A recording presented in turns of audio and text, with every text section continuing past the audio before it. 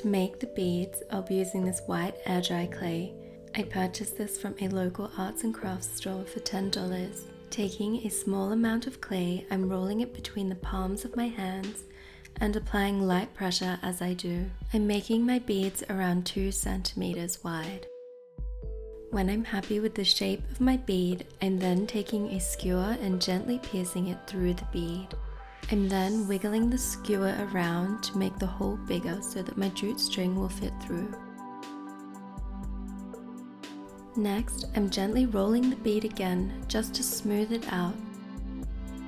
You can also use small amounts of water to help smooth out the beads, which I did later on as my clay became a little dry to work with.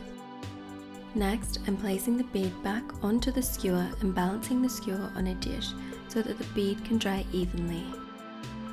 I made 30 beads for my tassel and a few extra with the rest of the clay for another project. I then allowed them to air dry for 72 hours.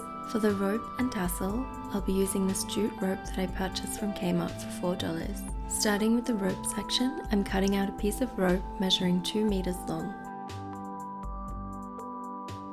I'm then tying a knot in the end, leaving around a 20 centimeter tail. I left mine a bit too short, as you'll see later on.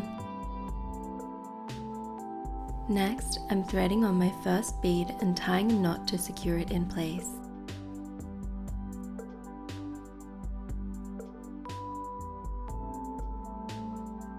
I'm then repeating the exact same thing until all of my beads are threaded on the rope.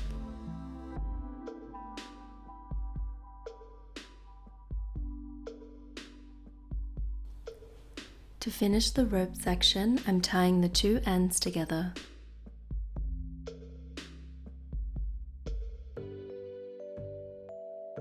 For the tassel, I'm cutting out 15 lengths of rope measuring 40 centimeters each.